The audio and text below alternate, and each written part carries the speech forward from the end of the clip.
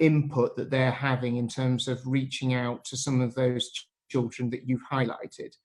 And you've made a very important point about the concerns that I know that you feel, and I'm sure that many people on the committee feel, but also something that's shared by myself and the whole department, about actually the concern of children falling behind.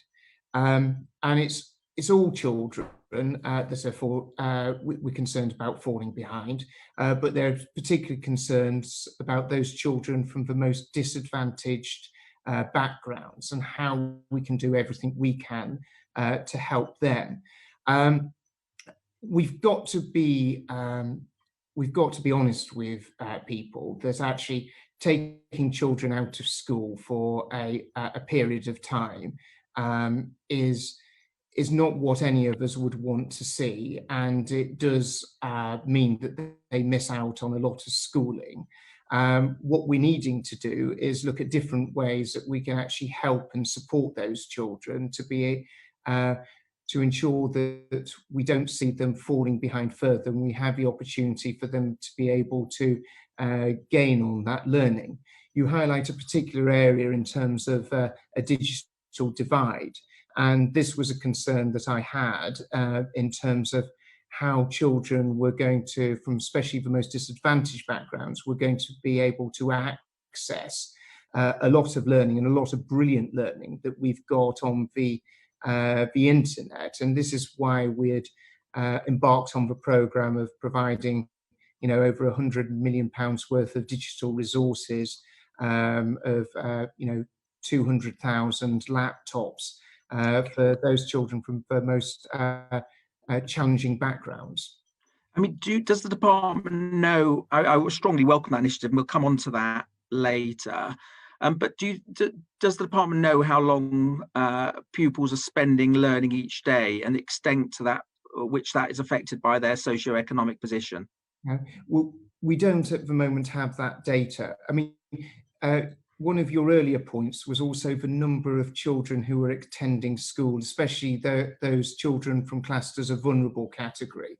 And we were one of the first countries, in fact, we were the first country that actually gave the opportunity for vulnerable children to be able to continue to attend school through this crisis.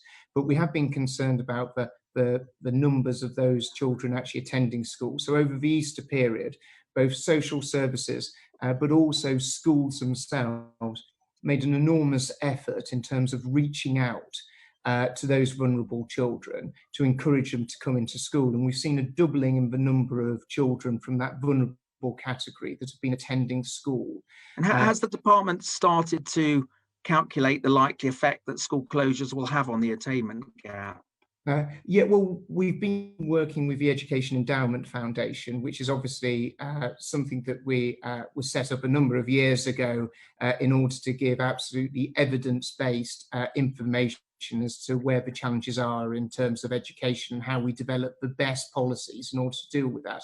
And we're working with the Education Endowment Foundation, as well as the Sutton Trust, as well as doing our own internal work in terms of how we put in resources that are going to best able to help children to be able to recover and make sure that they get all the resources that they need in order to get the best education.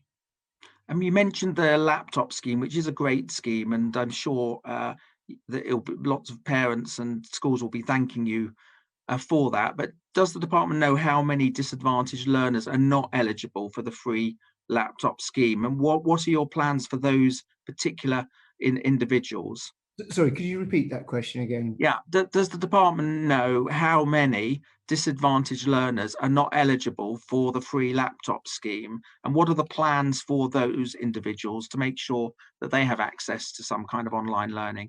So the reason that we'd established the laptop scheme was because we're conscious that there are certain people at critical moments of their education where they were going to be facing challenges in terms of exams in the near future. We needed to put that resource in place.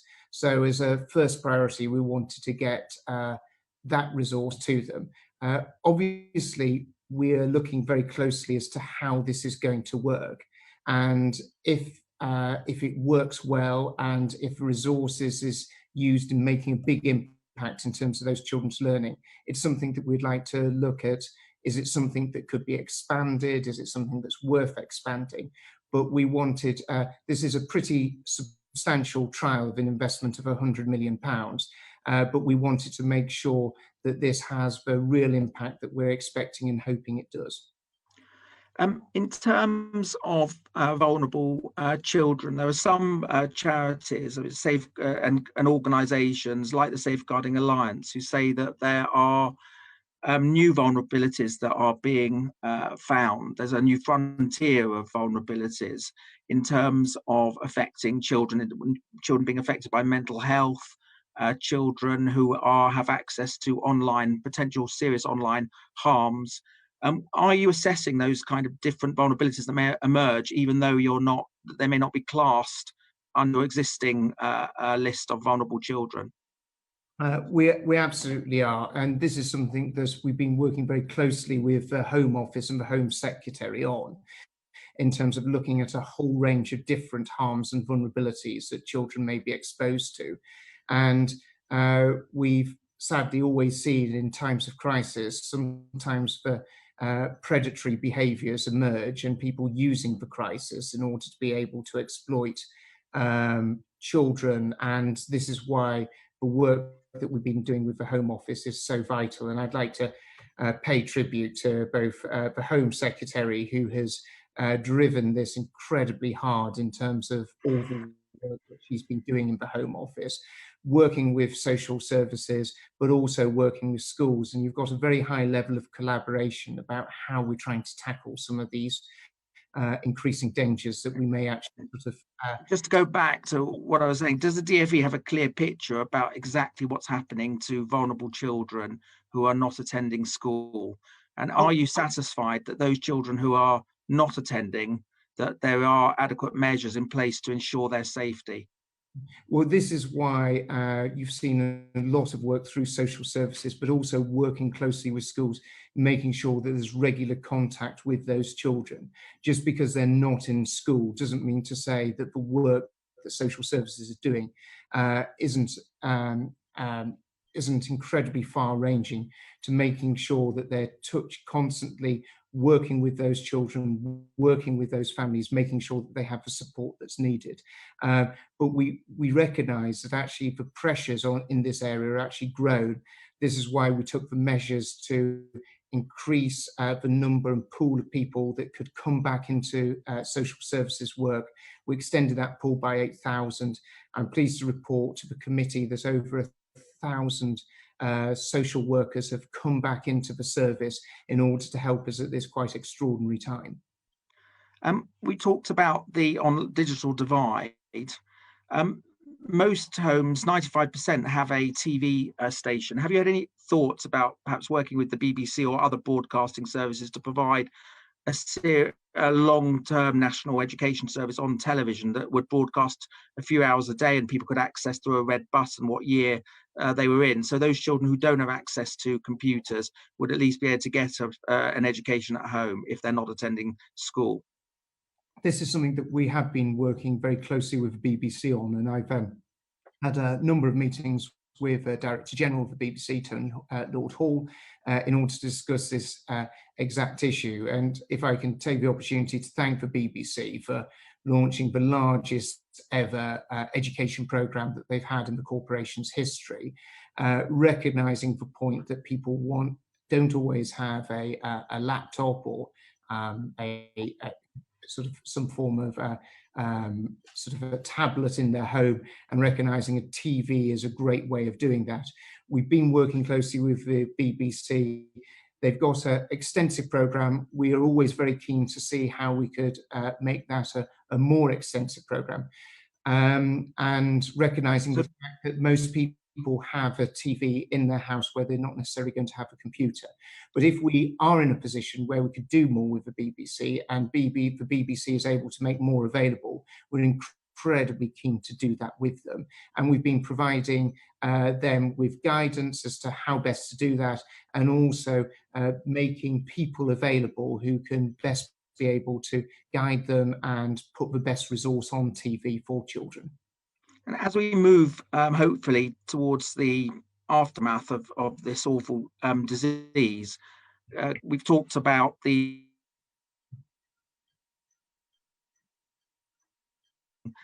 according to the Sutton Trust. Do you support the idea that I floated and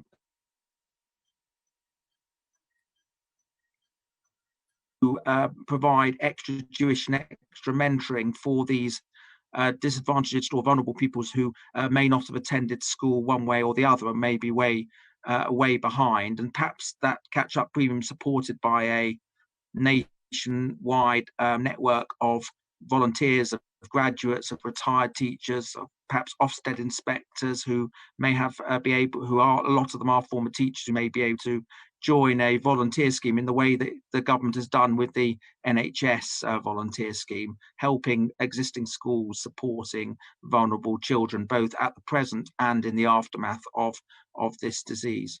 Mr. Chairman, I do apologise. You froze at a number of points during that question, but I think I got the gist and thrust of it. But if I don't sort of touch upon any particular point, if you could maybe come back on that. I'd like to think that we're actually a bit ahead of you in terms of you've talked about the catch-up premium.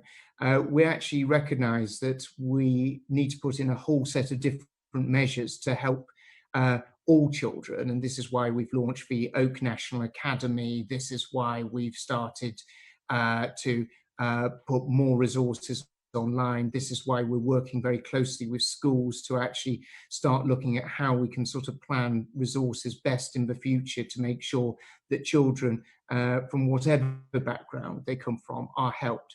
But there is a particular issue with some children who are most disadvantaged.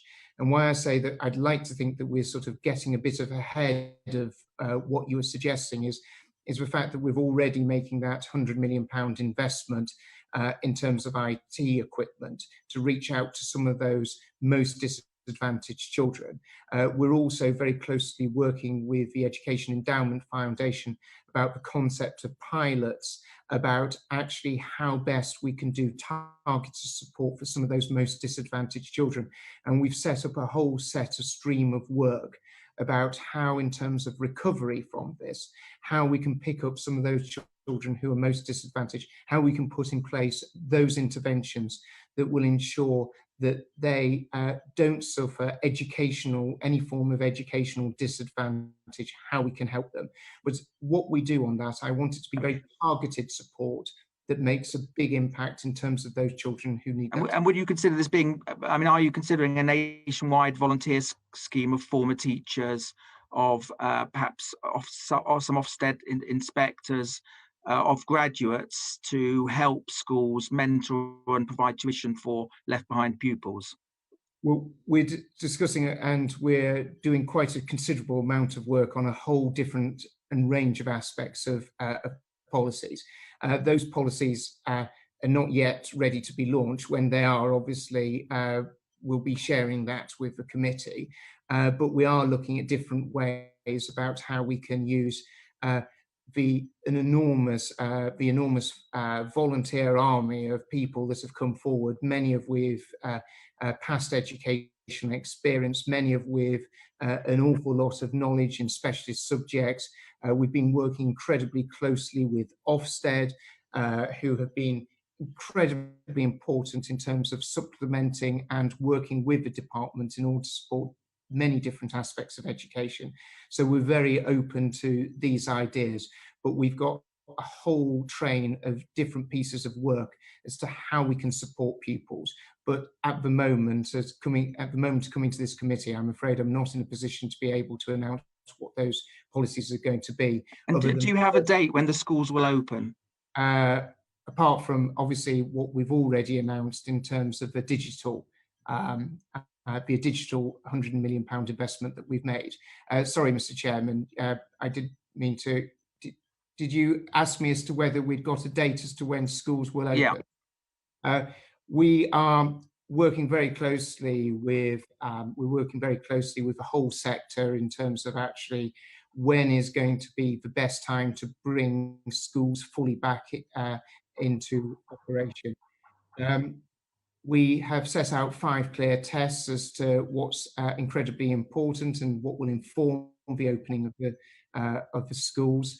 We want to make sure that schools are given proper notice, but we do not have a date as to when schools are going to be opening. Do you imagine when they do open, it will be in stages? And would you favour primary opening first or secondary schools opening first? This is obviously something that we are giving a great amount of thought to, and we're giving a lot of consideration. Just a couple of weeks ago, I commissioned SAGE to set up a subgroup to look at the particular issues of opening schools, making sure that when schools are open, it's done in the best possible way with the very best scientific and medical advice. And we expect SAGE to reporting back, and the information that we get from SAGE, along with Public Health England, will be the key parts of what informs us to how best we open schools. But I do expect schools to be opened in a phased manner. I also intend to be giving schools as much notice as possible in order to be able to ensure. And should they open in the summer holidays to help left behind?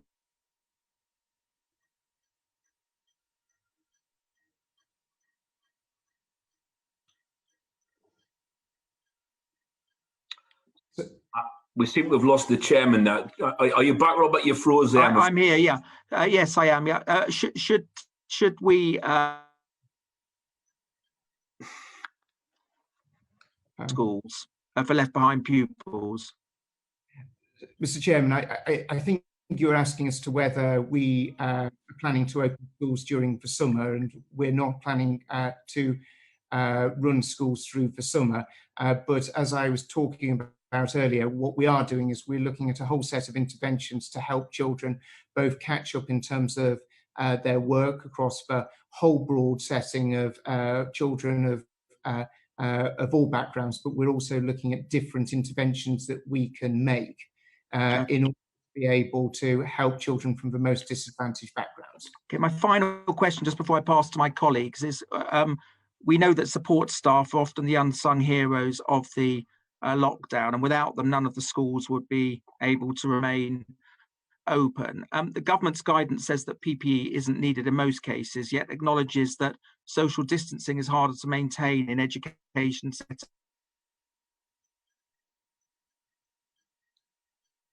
And what's the scientific basis for saying that most teachers or support staff do not need PPE? Mr. Chairman, do you mind repeating the question, because I think it sort of blanked out at possibly the most important part of it. Yeah, so the government's official guidance says that PPE is not needed in most cases, and yet acknowledges that social distancing is harder to maintain in education settings. How is the government reconciling these two positions, and are they contradictory? And what's the scientific basis for saying that most teachers or support staff do not need PPE?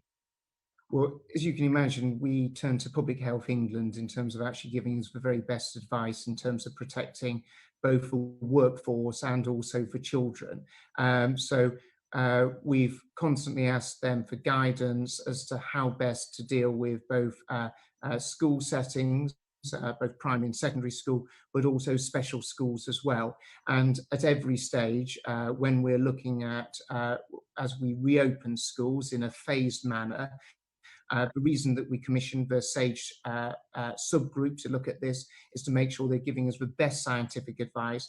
And then as we're opening schools in a phased manner, we'll make sure that we're consulting with Public Health England to make sure that we're getting the very best advice in terms of protecting children and in terms of protecting staff. Thank you. I'm going to bring in very quickly Tom, Ian and Jonathan, then pass over to David Simmons because they have questions. Tom first, and Fleur. So just some quick questions from them, and then we'll pass over to David. Tom. Good morning, Secretary of State. I just got it does concern me that the rates of the Sutton Trust findings in terms of the percentage of children who are every day logging into these online lessons, and how I think it's about 17%.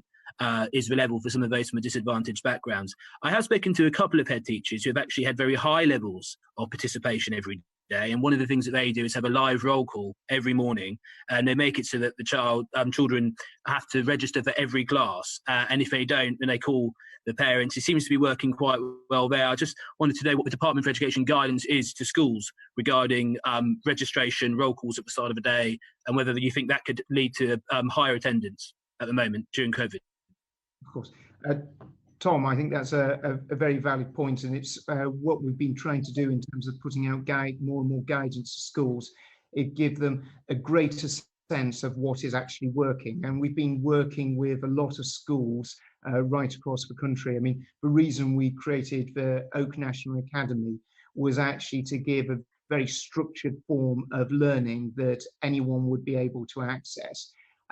We're very keen for schools to do everything they can do to be engaging with their pupils, to giving them a sense that education can continue in a different way as to how it would be in school, but sort of giving children as much structure as possible.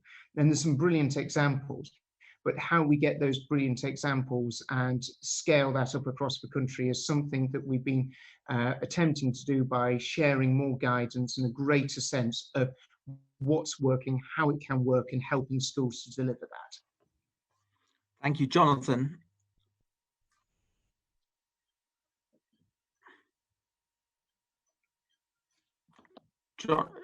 Jonathan, are you there? Oh, thank you very much, Chair. Thank you very much, Secretary of State, and I wish you and your family all the best, and obviously during this crisis. Coming back to the Chair's point regarding the kids going back over the summer holidays, my great fear, and I'm sure that of yourself, is that Year 11 and Year 13 especially missed out on a crucial learning of what it's like to sit an exam and obviously be rewarded for what they've done, and they would have been away from school for such a prolonged period of time, especially the Year 13s. Obviously, we normally have the National Citizenship Service that runs through the summer break. Is there any way that we can ensure, especially Year 11 and 13 students, can do some voluntary work within the community to ensure that they're engaged and motivated while they don't have the academic pressure of an exam sitting over them? Yeah.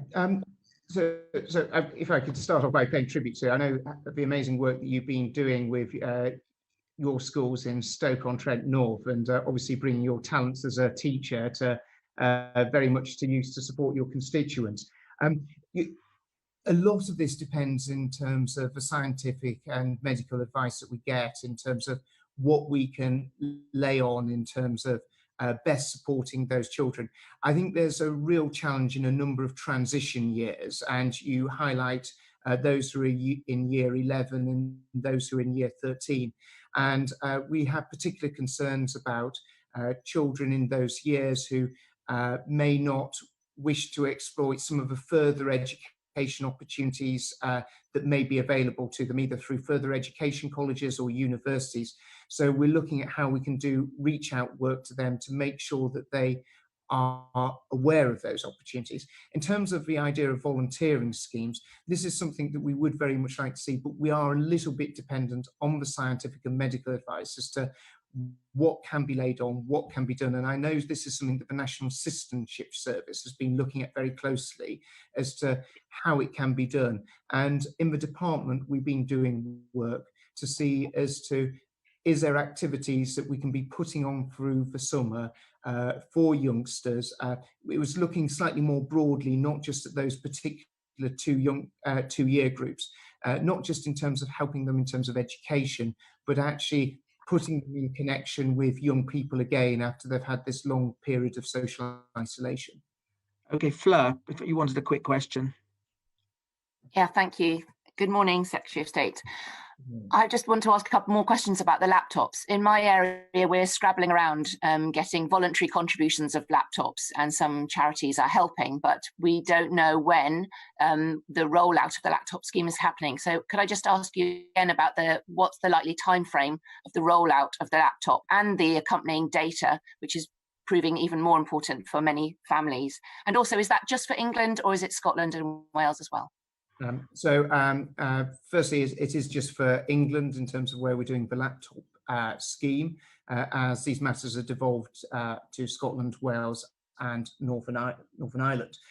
In terms of a time frame, this week we'll be writing to all local authorities and multi-academy trusts to give them a clear indication as to what the allocations that they'll be receiving in terms of this rollout of digital equipment. And we expect the first laptops to be arriving at the end of May, with the majority delivered through June. We do not see this rollout of digital equipment to be something that is just to deal with the challenge that we're facing today. We see this as part of addressing the longer term problem in terms of actually helping children get what they need in terms of their learning as rapidly as possible over the summer period and going into the next academic year as well. Thank you. Ian. Thank you, Chair. Good morning, Secretary of State. Regarding the potential for phased reopening or reopening of schools, many of our schools, of course, are still open. Here in Gateshead, I know of schools which are still doing what they're meant to be doing, and that is looking after the youngsters of key workers and youngsters with vulnerabilities and disadvantage. But the numbers are very low. I think the sort of numbers that we've heard talked about, 1% before Easter, and schools that I'm aware of about 3 or 4% of pupils actually physically coming in. Now, social distancing is absolutely possible in that sort of circumstance, but even on a phased return, we'd have to think about youngsters not being in school probably more than 25% of the roll at once in order to have any chance of keeping the social distancing rules in operation. Otherwise, what we do know about the potential for asymptomatic transmission of COVID-19 could still be significantly a danger. And the guidance regarding what's required in schools regarding PPE and social distancing really does need to be updated, because the guidance that we've seen for the care settings has been constantly updated and moved on quite a lot since this whole business started. So we do need to think about that very, very carefully, Secretary of State. Ian, I think you raise an important point, is when we enter the next phase of dealing with this crisis, and as we look at having a phased return of schools, we'll have to constantly look at how we update the advice and give teachers and those who work in schools, as well as nurseries and colleges, the very best advice in terms of making sure that they create a safe space. It is incredibly important that we get the right balance in terms of actually making sure that we create an environment that is good to learn in, but also that is a safe environment for people to both work in and learn in as well. Okay, thank you. David, been waiting very patiently. Thank you. Thank you. Good morning, Secretary of State. Very much echo your comments about how the sector stepped up to support children. 2 questions about reopening and PPE. I've been speaking to a lot of head teachers in the constituency about what their plans are, and in particular, multi-academy local authorities looking at what they can do over the summer for catch-up. Flags 2 issues. The first is around the risk assessment for vulnerable children. SEND schools in particular have said they already have supplies of personal protective equipment for any child where they would routinely expect to need it. But some of those children have particular medical vulnerabilities, and they really want on the department's radar the need to do effective risk assessments, and that forms part of any reopening plan. So your view about that risk assessment process. And then the second issue, more generally about opening. A number of those schools and local authorities, multi-academy trusts, have said they are already planning to open up for as much of the summer as they can on their own initiative. And they'd like really to have that engagement with the department, so that in the context of the national plan for reopening, the department is aware and can factor in the plans which schools may themselves already be making to ensure that they can provide catch-up and support for children, especially the ones that they regard as vulnerable. So David, if we can pick up on special, lots of special schools, we've had to look very closely in terms of guidance that we've been issuing with them, and we've worked very closely with Public Health England, but also the whole sector, to make sure that, because of the unique nature of support that they're providing, is that we're giving them the best guidance as possible. In terms of return, in terms of these settings, is the knowledge that is contained in these schools of their pupils and their very specific needs is probably the, you know, there is no one that has a better understanding of what that is, and we're looking very closely at how we can support those schools in terms of any return. As you yourself know, many of these schools have continued to operate, and we've been looking at different ways that we can support them to make sure that they continue to support the most vulnerable children in our society, and we'll continue to double up in terms of those efforts when there is a more general return. But we recognise it's going to be very specific advice that's needed for those settings, that is tailored for those settings. It's going to be quite separate from the general return for all of the schools. In terms of work that's been done, the department's engaged in a whole set of stream of works about how we look at helping those children catch up in terms of work that we recognise that they will probably have missed out. And we've already had a lot of engagement with multi-academy trusts and schools as to how best we can assist them in terms of supporting them in doing that. And that will be through a whole range of different activities, a little bit like some of the ones that you've yourself highlighted, but we're hoping to bring forward some of that thinking over the next few weeks and share that with schools and work in conjunction with them. And actually, most of the thinking that we've done is actually borrowing from the knowledge and the expertise of the school sector, who know better than anyone else as to how best to support their pupils in making sure that they're not disadvantaged from the weeks that they've missed in school. Thank you. David Johnson. Thank you, Chair. Thank you, Secretary of State. Can you say anything about the measures that you expect the department to use to make sure the disadvantage gap is not growing between the poorest children and the rest as a result of this lockdown? Well, we've already highlighted the fact that we're sort of rolling out a digital programme. We're going to be coming up with a whole set of other actions to be particularly targeted. I mean, a little bit like the chairman himself was highlighting the fact that there'll need to be quite specific targeted actions at some of those disadvantaged children. This is very much what we're looking at doing, and looking at developing a whole set of policies that are going to be helping and supporting those children, to be ensuring that they don't fall behind in terms of their studies. But we mustn't forget that actually every child is going to have suffered as a result of not being in school. And we do need to have a whole set of actions that support the whole school population. There's going to be needed a very targeted approach at some of those from the most disadvantaged communities, and how we help them and how we give them that lift. As I say, the digital package, which is a £100 million package, was the first stage of that, but it is the first stage and certainly not the last stage. But I'm not in a position to be able to outline the policies that we're going to be doing, but we are very aware of what needs to be done. I suppose I was, thank you for that. I suppose I was thinking, what will your indicators be looking at the performance of children to make sure that this is not having an undue impact? So I appreciate there'll be more measures that you take.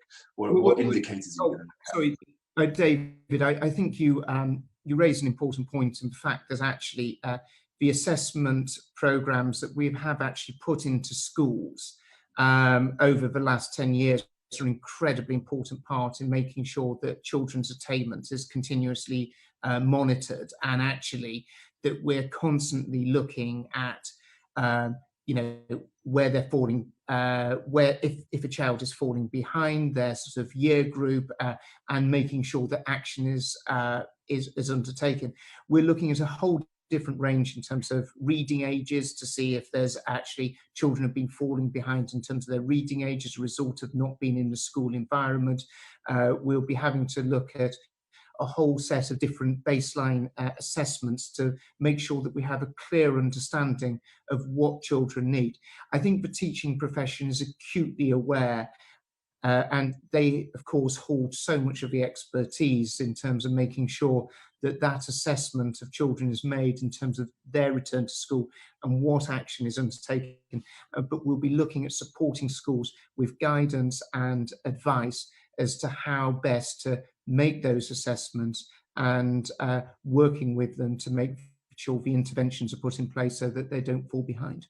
And can I, just as a final point on this, can I encourage the department, if it's not already planning to pay particular attention to the destinations data for these cohorts that will be leaving, to make sure that we're not seeing a radically different set of destinations for these guys that we would usually see. David, that is such an important point, and it's something that I've been particularly concerned about. And the Department for Education has some of the most developed data in terms of looking at young people's trajectories and where they go in life through the different stages of both education and work of any government department. But I'm particularly concerned about children from those vulnerable groups because they've been outside of the outside of school or outside of college, that maybe they have not been pushed to seize some of the opportunities that are really open to them and that could be truly transformational in terms of their life. So we're doing a whole body of work about how we reach out to those children, make sure that they understand that these are great opportunities for them, whether that is through further education, college, doing different levels of qualification, or whether that is taking the opportunity to go to university, going to the very best university that we can encourage them to do. Okay, thank you. Just before I bring in Ian on the free school meals issues, Caroline Johnson, are you there? Can you hear?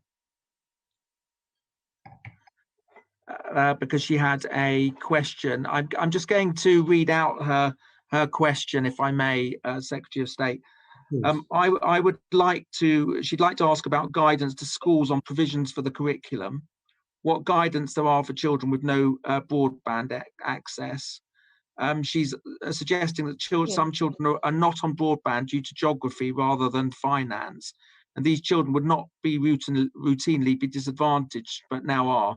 And how are these children being picked up? Okay. So, Caroline raises an important point, because there are parts of the country which do suffer from very poor broadband connection. This is why I think our shared passion, Mr. Chairman, to involve the BBC and really support the BBC in the work that it's been doing in terms of providing educational resource through the television is so useful and so important. We've also issued whole sets of guidance for schools and resources that actually, if children are suffering from no proper access to broadband, we'd be really encouraging for them to be able to share with children, to be able to sort of post out to them if they're not able to access broadband, to be able to access education resources.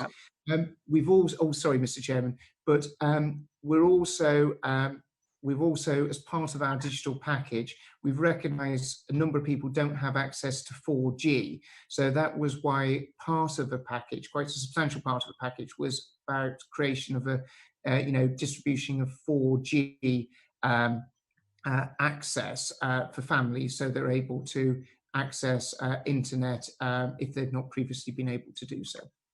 Caroline, I think you can hear now. Is that okay? Is that right? Yes, I can. So my constituency is particularly affected, I think, as a rural constituency by the lack of broadband. And one of the things that concerned me about our meeting earlier in the week with the lady from Ofsted was that there was no review at all of the provisions that school have been providing during this period. I wondered if how providing constituents of varying packages, some of which are and what guidance is your department giving to schools to support those children who live in rural geographies and don't have access to the broadband? I understand that you've got the BBC, but if somebody has more than one child, just having enough amount of time for the programme to go through the BBC programmes may not be possible. Many parents, many families don't have the opportunity to look at more than one channel at the same time in the house. Can you hear me? I've heard, Caroline, I've heard elements of it. I think you're demonstrating some of the challenges of poor internet access, sort of very very frustrating.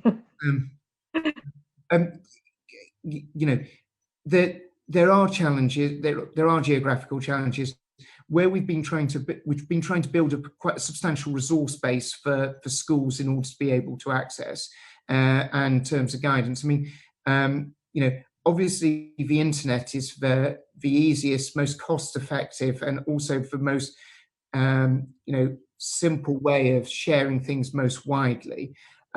We do recognise that some schools will have sort of technological challenges in terms of being able to do that.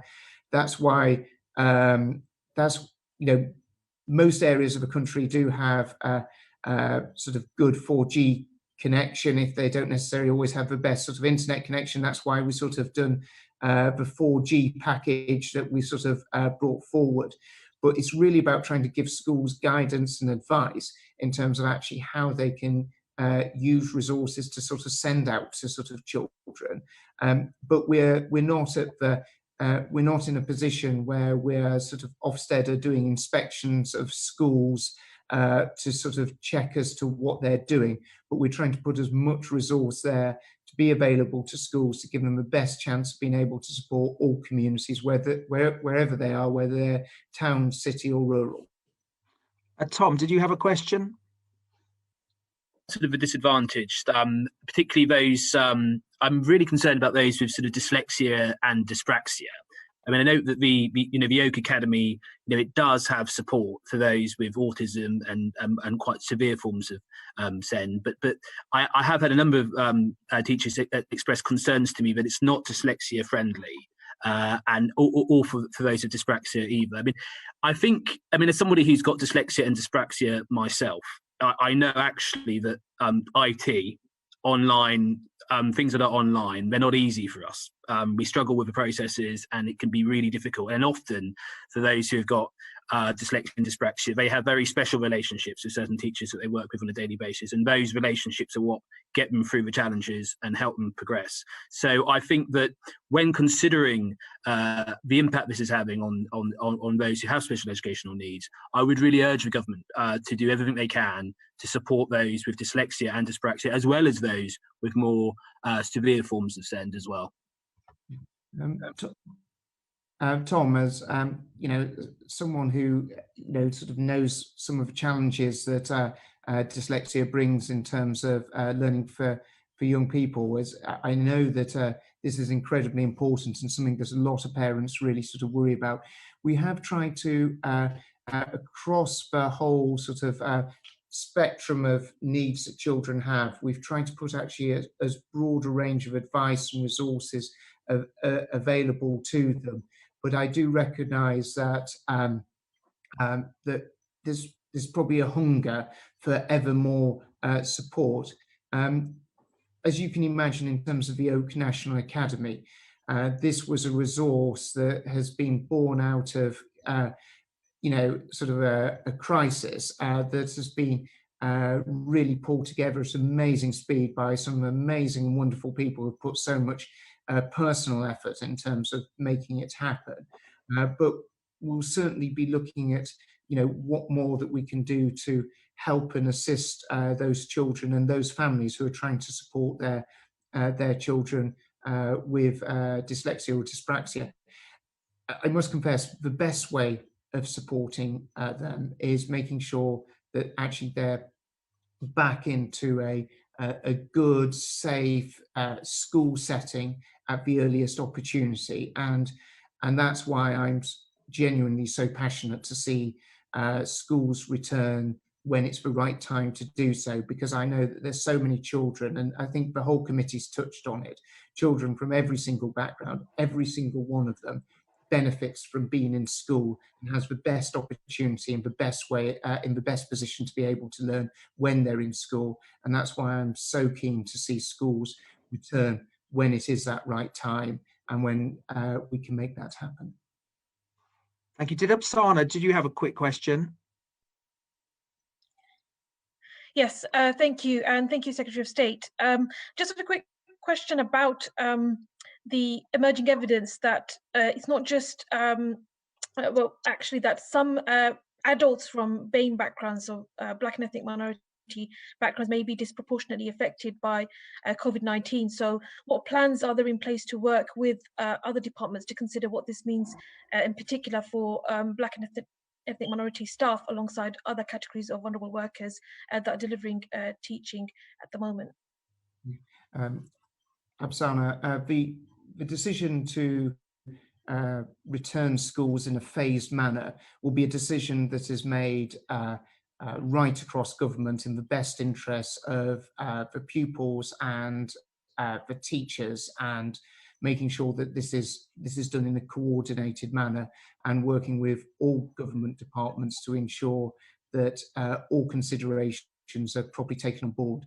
The issue that you raise is something that is a really important consideration for the SAGE subgroup that we've asked to look at the issues of schools returning and making sure that they're done is done in the best possible and the right way to protect the interests of pupils and protect the interests of those who are working in schools, whether that be teachers or support staff.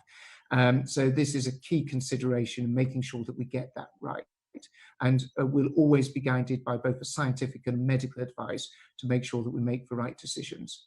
You just said that the decisions to open schools in a phased manner will be decided by the scientific advice. Does that mean that when it does happen, they will be open in a phased way? Mr. Chairman, when we bring schools back, which I think everyone wants to see schools returning, they'll be returned in a phased manner, so that we recognise that the idea of schools all returning on day one with a full complement of pupils is not a really practical. Okay, but you haven't decided the way that phasing is going to work yet, whether it's primary or secondary or early years? Mr. Chairman, we're working with the sector and with schools to make sure that when we do this, this is a logical and sensible route to doing it. We're looking at many countries across the globe that are a number of weeks ahead of us, you know, whether it's nations such as Germany or Denmark, and looking at what works for them, how we can learn from that best practice. Of course, every nation has a slightly different schooling system, so the lessons that they've sort of learned don't always translate, but it's important to look at what. Thank you. I'll do a quick question from Christian, and then Ian, I promise I'll bring you in now for this other stuff. Thank you for being patient. Christian. Thank you, Chairman, and thank you, Secretary of State, for joining us today. Similar to the question that Tom was going on earlier, last week I met with Bury Together, which was a group of parents with SEND children. So I'm just wondering what engagement the department is making with parent carer forums during the lockdown to make sure that the right information is getting to parents to how they can educate their children during the lockdown in the absence of being able to engage fully with the Oak Academy. And on a similar point, obviously the Oak Academy was a great resource it is. Unfortunately, there's still no real resource to help parents with early years children, myself included. So whilst it is very nice to have the toddler at home, it's very difficult to know what best to actually do to actually help educate them. And if we get early years wrong, that potentially sets a child's educational career up for the absolute wrong trajectory. So what's the department doing for early years in lockdown to make sure that actually our younger children are benefiting the most? Yeah. So we're looking, obviously, some of the key priorities have been children in years 10 and 12, as the committee will appreciate that we've recognised that there's been, those are the children who are going to be facing exams at the earliest stage. So quite understandably, a lot of focus has been put in terms of supporting them. Oak National Academy has been touching across every single year group, but we have been trying to work with, one of the best resources in terms of access, again, has been the BBC in terms of touching some of those sort of early years. But we do recognise that there's always a demand for more. I take on board your point that you would like to see more in early years. I will try and make sure that we have a specially targeted package for you, Christian, to be able to educate your children. But we're constantly working with the sector to sort of actually develop the offer that we've got. As you've probably seen from the gov.uk website, we put up an enormous amount of resource, whether it is for children who have got special educational needs, whether it is children of all age groups. And it isn't just about the Oak National Academy. There's a whole set of players, businesses, organisations that have made their resources free. And we've tried to use the gov.uk website as the opportunity to signpost, whether it's parents or whether it's teachers, to these resources of every single age group, but also of every single ability range, making sure that we've got the very highest quality resources. Thank you. Ian has been waiting for a long time, so thank you so much. There were so many questions on that from members. Yeah, it's returning to the issue of what are we doing to ensure the disadvantaged youngsters are being catered for in this period. And of course, one of the things which has been done is the development of a voucher system to make sure that youngsters have access to enough food for when they should have been at school and would have got a free school meal. But it has to be said, Secretary of State, I could probably talk to you for the next 45 minutes, which I won't be allowed to, about the failings of the Edenred system and the inordinate amount of time it's taking school staff, in particular head teachers, out of hours to access the system, hours and hours on end. And I've been kind of collecting horror stories really about the Edenred system from head teachers and how inaccessible the whole system actually is to them. And the fact that it's taking hours and hours, the head teachers have learned that Edenred themselves have stated that the number of youngsters that they were expected to cater for was originally 100% understated by the DFE, and therefore they weren't actually geared up for the numbers that they eventually then had to deal with. And I've seen head teachers have described to me that if they had to put on a bar graph their interaction with the Edenred system, it would go something from the low end, deep frustration, to the high end, please kill me now, because it is taking so long to interact with this system. Secretary of State, what can be done? Because as a result of this, many youngsters who should be getting this support are still struggling to get that support. And we've also had a situation where free school meal services provided by the local authority have jumped back into the void and provide hundreds upon hundreds of meals for youngsters in a packed lunch format. So Ian, right from the start, we're very keen for schools to be able to continue to provide funding, school meals in terms of at a local level. And obviously the funding for school meals that can be provided by schools has continued all the way through this period. Additional to that, we wanted to be able to give schools the ability to offer additional resources, because we recognise that all children who would be eligible for free schools meals wouldn't be able to necessarily access schools themselves in order to be able to have the benefit of the meal that we'd already funded and provided through that school to be able to do. So additional to that, we wanted to be able to put in resource. We did say to schools that we'd give them the flexibility to be able to procure it locally up to the value of £15, and we increased the amount that we're willing to be able to spend on that. But we did also say, in terms of the Edenred system, we wanted to put something in place which was a national voucher scheme, that if it wasn't to be able to be provided locally, or there wasn't the systems in place, this is something that they could turn to. I readily acknowledge that actually the level of demand for this has been exceptionally high, and we've had some big challenges in terms of being able to provide schools with the level of service that we would have really wanted them to see. But we've been putting, both from the department's point of view and with Edenred, doing everything we can do to support them in terms of being able to get these vouchers out as rapidly as possible.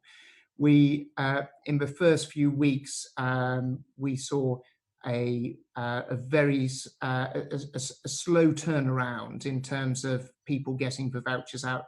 That's increased substantially. We still have some challenges in terms of actually schools being able to access as rapidly, being able to place those orders. And we're actually sort of doing a lot more work with Edenred to sort of speed that up, because we recognise how important that is. Ian. Secretary of State, thank you for that. I mean, I hope that you have gained from my question the deep level of frustration which exists out there. Additionally, though, I understand that a number of the supermarkets chains are where people are able to redeem their vouchers, but not the co-op.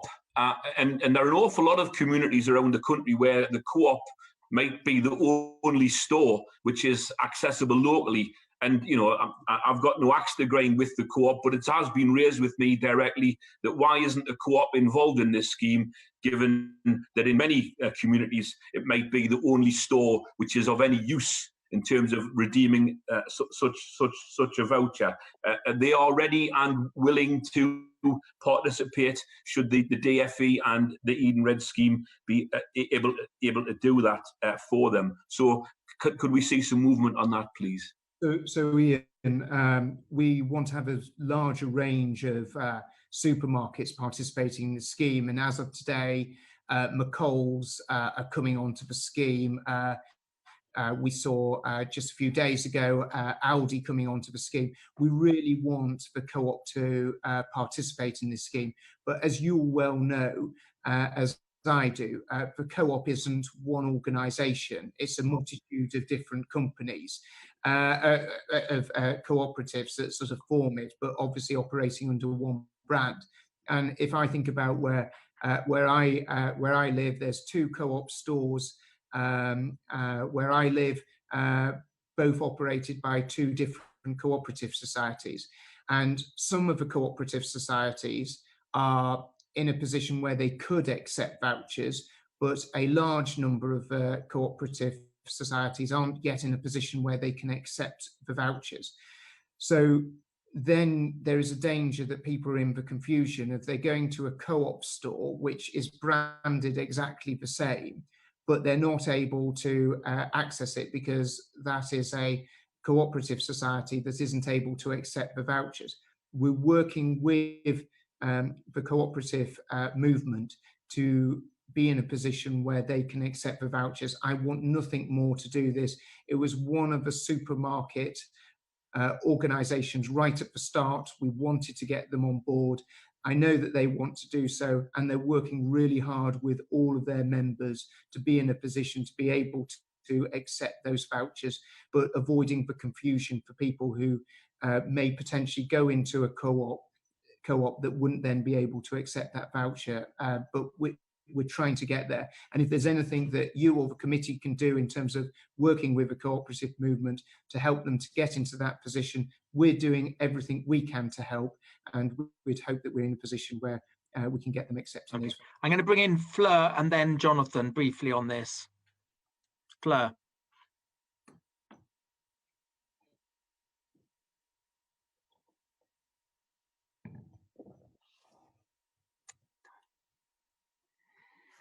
Thank you. Jonathan's going to ask, I think, about the Wandy scheme, but I would just like to ask why Edenred was chosen when it didn't and still doesn't, from what you're saying, enable cooperation with Lidl or the Co-op, but it does with Waitrose and M&S. And given the group of people who we are working to provide the free school meals, it doesn't seem to have been the right choice of a company to have supported from the start.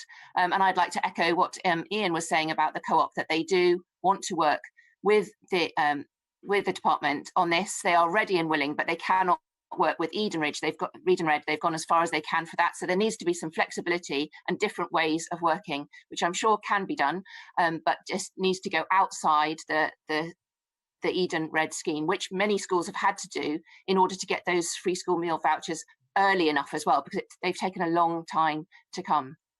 If you could try and give a brief answer, Secretary of State, thank you.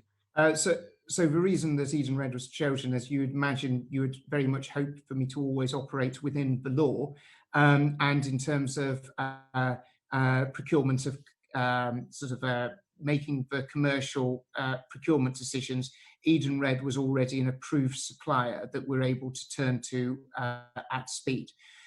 You raise a particular point about actually schools do have a flexibility. We wanted to build in the flexibility. So if, for example, a school is serving a community where the only store is a cooperative, they actually have the ability, and they'll fully reimbursed and fully refunded in order to be able to procure vouchers from that cooperative in order to distribute to that local community, because we recognise immediately from the start that, you know, the speed that we were creating a system, we could not create a perfect system. So we recognised we needed to give schools the flexibility to do that. And that's why they have a flexibility. So if they need to work with a cooperative and want to work with a cooperative in that way, they can procure vouchers and do it in that manner.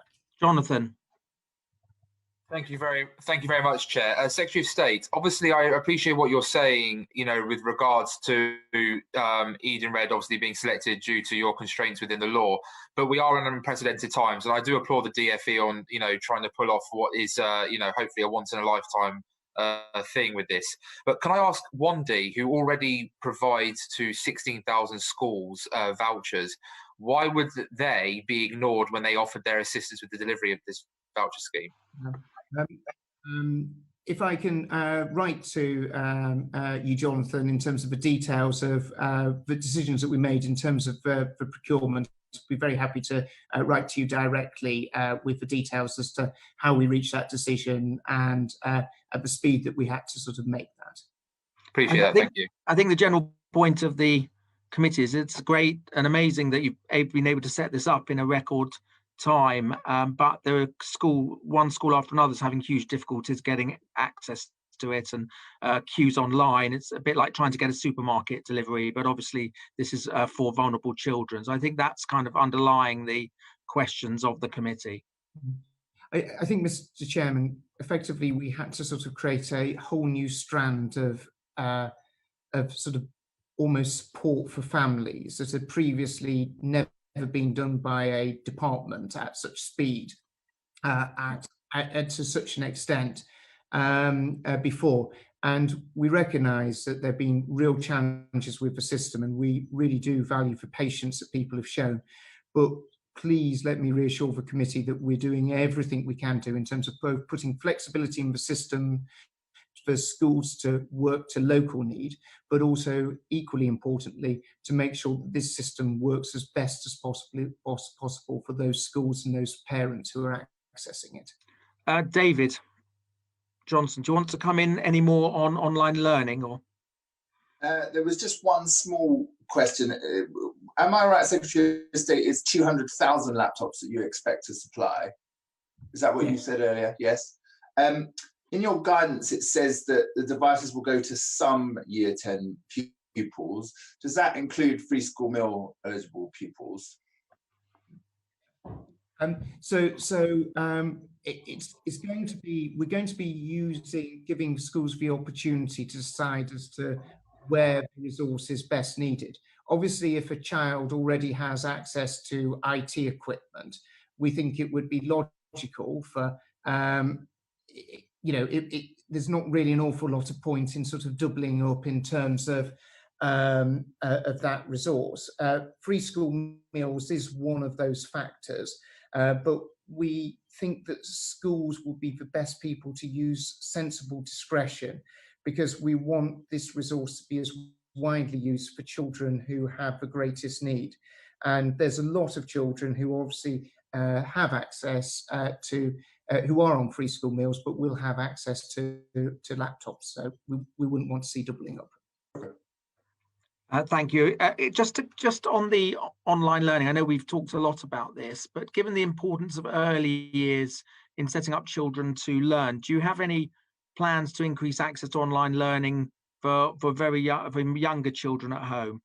No, not currently in sort of specific sort of department-led online sort of portal, not in the sort of the realm of where the Oak National Academy was, but we're currently across a whole set of areas. We're sort of so rapidly developing different offers, and if you'd asked me 4 months ago as to whether we would have the Oak National Academy running, I would have not believed that that was possible. So as to where we'll be in a month's time, I imagine we'll be in a substantially different place than we are today. I think there is significant recognition. There are some remarkable things that have been done, and the Oak National Academy, the laptops for older children for the Year 10s. It's just the concern, you don't need to answer this, but the concern that there are still a lot of people who are not online, who are disadvantaged, who are may not be getting the education they need, or don't have access to online learning. And I appreciate you can't solve every problem at once, but we're raising it because it is potentially a serious issue. Well, Mr. Chairman, if I could signpost, and maybe this would be a good one to signpost Christian to as well. This isn't something that we developed during the coronavirus crisis, but the development of a Hungry Little Minds project, which I'm sure that the Select Committee is familiar with, is an amazing resource that's very much targeted at those early years. And while it wasn't developed in response to coronavirus, it does actually have a lot of value in terms of actually supporting those early years, especially in terms of language development. And I know that members of the committee are very conscious that language development is one of those key determinants as to how well a child does in terms of later life. So we'd be very keen to get parents and youngsters sort of accessing those resources that have already been created, recognising the importance of the early years environment. I'm going to bring in Jonathan Gullis now, please.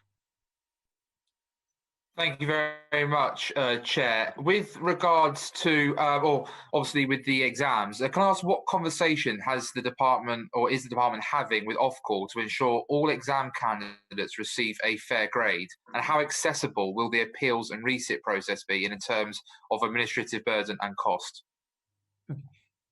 So as part of engagement with stakeholders, we have a round table, and Ofqual are one of those key members of that round table every single week. And we've worked incredibly closely with Ofqual. And if I could just thank them and the exam boards for the work that they've done in terms of working closely with the sector to try and actually create a system that is fair and has been in response to this crisis.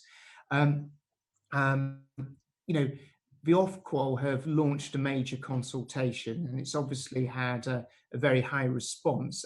That's a consultation that closes today, and we're very keen to make sure that people's input in terms of concerns that they may have in terms of the process that Ofqual have outlined is properly listened to, and we will respond to those concerns. So it would be, I don't want to preempt the consultation, but we will listen very, very closely to those concerns that schools, parents, and other organisations have raised in response to this.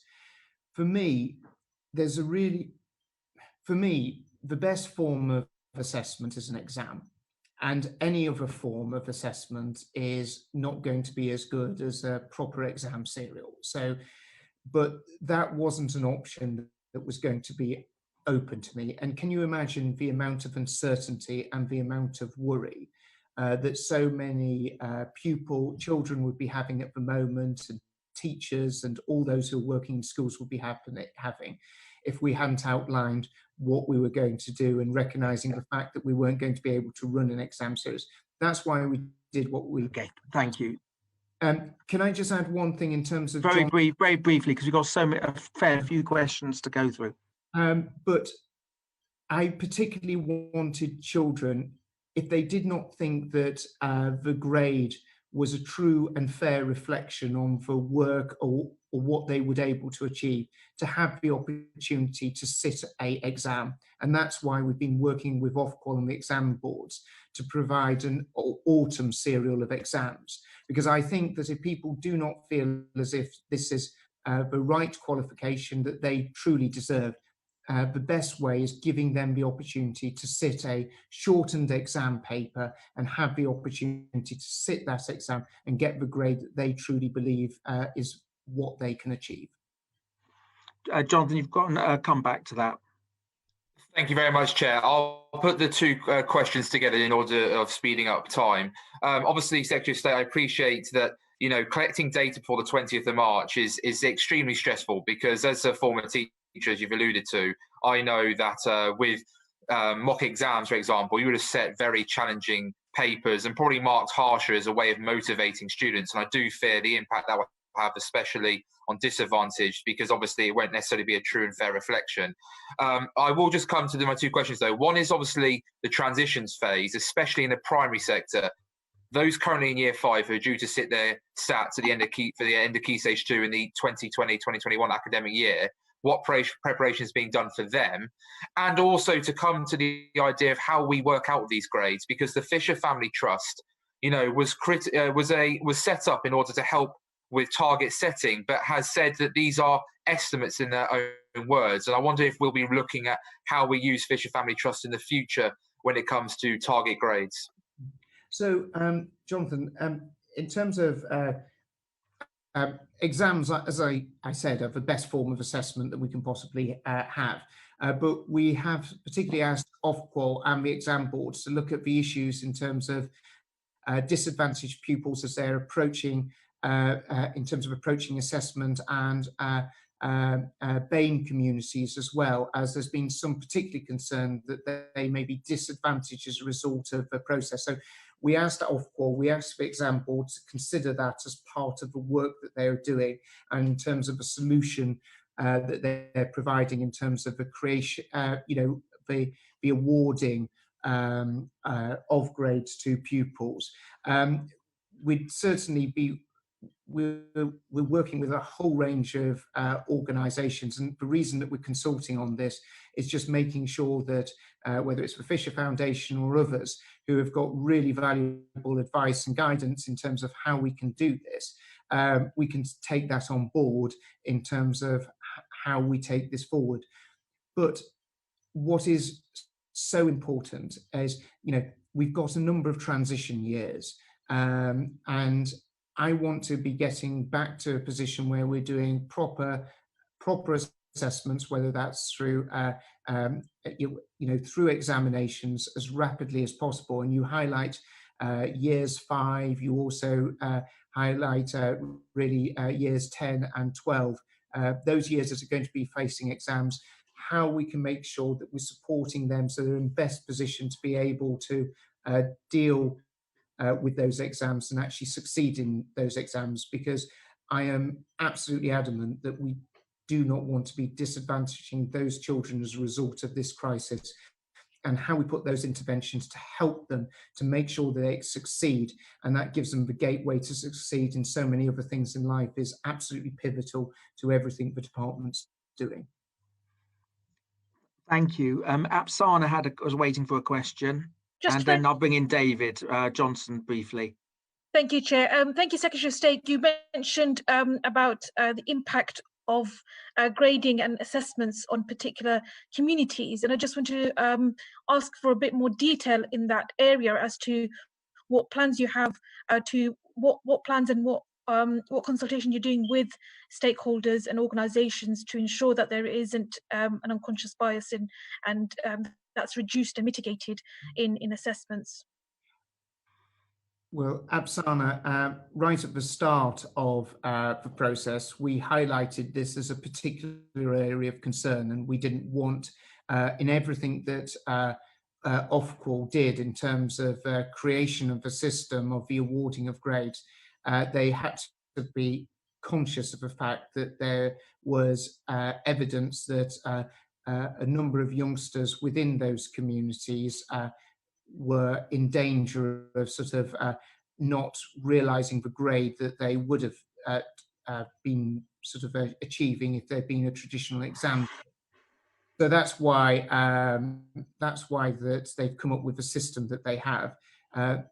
The ability to have a say on this is why they've done the consultation, which is closing today. And I would hope that those communities and organisations that sort of specialising in this area are using the opportunity of consultation to making their voice heard, so that Ofqual and the exam boards can properly take on board those concerns in terms of what they do, and make sure mitigation is put in place to make sure that no one is disadvantaged. David, just Johnson, before I bring you in, I've got another question from Caroline Johnson, who has trouble connecting. She asks, on her behalf, in terms of nurseries and childminders, what thoughts that you have on how and when they may be able to reopen? Well, this would be very much in line in terms of the actions that we take across the whole school and college estate, and it would be considered within the round of that assessment, and we'd be looking at SAGE to give us the very best advice to make sure that any moves in terms of whether it's bringing nurseries, schools or colleges back are done to ensure that it's in line with our efforts to... Thank you. David Johnston, thank you. Just very quickly, I've had constituents who homeschool their children write to me and quite rightly say that their assessments will not be allowed to form the grades that their children get. So they really need those autumn exams. I know you don't want to preempt the consultation, but it'd be good if you could push for those exams in the autumn to be as early as possible, because that's a group that will really need those. David, you and I are thinking in very much the sort of same space in terms of these exams. I would want, we've got to work with schools to make sure that, and those who are sort of have the ability to be able to put them into action, but I would like to see them at the very earliest stage. But we do have practical considerations to consider, but this is why having an autumn serial is incredibly important, and why we sort of pushed for it. Thank you. Ian, you've got a question, please. Thank you very much, Chair. Secretary of State, moving on to the question of independent training providers. Why didn't the department immediately comply with the Cabinet Office guidance and announce support for providers with a contract, those providers who have a contract with the Education, Skills and Funding Agency? Why wasn't that support package automatically done? Well, we always comply with the Cabinet Office guidance, and we always will do. Well, the implication is that the department hasn't done so on this occasion. So I would ask you to look at that, Secretary of State, please. And what are you doing to safeguard the apprenticeship and skills sector in particular? Well, Ian, it's a very important point, and we've got to be looking, and I'm sure well, obviously the Select Committee is already looking at this, is the most important part is now starting to looking at the recovery of this. And I see apprenticeships playing a really important role as part of that. We've taken a whole number of actions in terms of increasing the flexibility so people can continue their apprenticeships, and over 81% of apprenticeships are continuing as we speak. But obviously that means that 19% of apprenticeships aren't. And what we've been looking through the ESFA is how we support some of those apprenticeship providers who aren't able to continue to deliver apprenticeships either through online learning or being able to sort of access those apprentices, but in those critical areas of where we're needing to preserve that high quality, of how we can put a package there to support those providers and make sure that we have a sustainable future in apprenticeships. I really think that there's an opportunity for us as we come out of this to make sure that we really skill our workforce in a way, in terms of dealing with a new economy that's going to emerge, some of the newer opportunities that we are going to be facing, but also some of the new challenges we have. And we've recently launched the digital toolkit, skills toolkit, which is specialising in digital resources. We want to be looking at different ways we can do that, but apprenticeships is a key part of that. Can I just come in on the skills kit, which it looks like a credible option for people to reskill. Can I just confirm, is it new online learning, or are you redirecting people to existing things that are online? Well, we've worked very closely with providers to actually look at what was some of the high quality resources that were there, and we've corralled them together. What I would hope to do is to see this as a platform of something that we can grow and actually put, as we develop new qualifications or new modules that actually can be added there for people to access, is be a platform that become larger over time and actually offering a much wider range of resources for there. So it is existing resources that we pull together, but I'd like... And is the National Retraining Scheme, is that still the 100 million, is that been transmogrified into the National Skills Fund, or is it a separate fund? And if so, could some of that 100 million be used to help fund sort of these reskilling online courses for lifetime learning and people who are working but are not able to at the moment? Mr. Chairman, it's separate from the National Skills Fund, and yes, you're absolutely right, and that's exactly what we're looking at, is how we can use the retraining scheme as part of our response to the coronavirus. So you could use some of those funds to support reskilling. Great.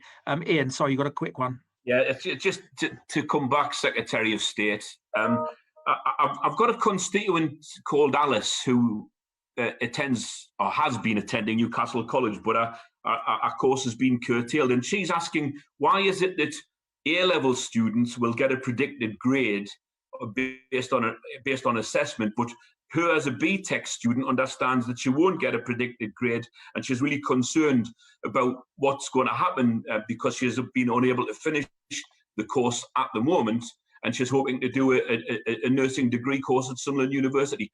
Could you have a look at that, Secretary of State, if there is, one rule for one and one rule for another? So, Ian, if you'd be kind enough maybe to forward the details of a particular qualification that Alice is looking at. We're very keen to give the predicted, the assessed grades, not for A levels, but for BTECs as well. And that is largely what's been done. We do have a issue where there is, on a number of courses, and it isn't the overall, it's a minority of courses, where there has to be some on-the-job assessment in order for them to be able to complete it. And we're working with the sector to make sure that we're able to complete that final element of assessment, which just because you can't do, you've got to show a competency, a practical competency in order to be able to complete it. But we've treated BTECs exactly the same way as we have treated A levels, but it is that competency element in terms of practical demonstration that holds us back in a number of areas, and working to make sure Alice and many others are able to complete that at the earliest stage so they can get the qualification they've worked so hard for is incredibly important to, I know, you and me. Before I bring in Fleur, I'm just going to bring in Tom, who wants to go back to a couple of issues. Tom. Hi, just a couple of questions. So I did actually engage with a lot of my constituents before this meeting, and a common theme that came up and is raised by a number of different people was the issue of those in reception, so ages 4 and 5, and how important that first year is, and how so much of it is about relationships, and it's so important to be at class for that formative year. So just an idea about what specific plans there are by the government to address any concerns there. I mean, I know lots of parents might want their children to repeat that year, and I think if there was a case for summer schooling, it absolutely could well be appropriate for them. And also another question with regards to the national review on SEND that the Department of Education are carrying out at the moment. Just any idea about timescales and who the department have been talking to on that review? I mean, earlier this week, when we spoke to the Chief Inspector of Ofsted, I was slightly concerned when I found out that under the new framework, it might still be possible for a school to be awarded good or outstanding, even if there are serious deficiencies with regards to provision for those with special educational needs. Sorry, that's quite a few questions there. Sorry about that. So in terms of reception, I totally agree about the important role that reception plays, and I think all families are feeling a great amount of pressure with having sort of children at home. In terms of how we bring schools back, again, it's got to be looked at totally within the round, but we do recognise the important role that reception has in terms of that early development of a child, and how we sort of support parents to provide home resources for their children at this critical stage, and we'll continue to do that. The SEND review is something that we are continuing to do work on. We recognise its importance. To say that coronavirus hasn't had an impact in terms of how we've had to, deal with that, it will have delayed when the SEND review can report back, but work is still ongoing because we feel the importance of getting special educational needs provision right is so critical in terms of getting the whole schooling system right, and that's something that is felt right across government. But as you can imagine, a key part of special educational needs is also, and if we think about education and healthcare plans, a key element of that is also the health element. And as you can understand, there are multiple pressures within the Department of Health at the moment. So we do need to make sure that we don't move we don't bring the SEND review to a halt when we don't make sure it's a complete picture and it's a complete result to what we want to do with the special educational needs system. Thank you, Fleur. Thank you. I'd like to jump from early years to the higher education sector and ask a couple of questions about the future for funding and for stability of admissions as well. My local Vice-Chancellor at my university says that there is a very significant risk to our financial stability. And I know that universities are extremely worried about their future and have produced the paper Achieving Stability in the Higher Education Sector. So first of all, on international students and that part of the picture, what assessment have you made about the future and the impact of COVID-19 on the international student recruitment?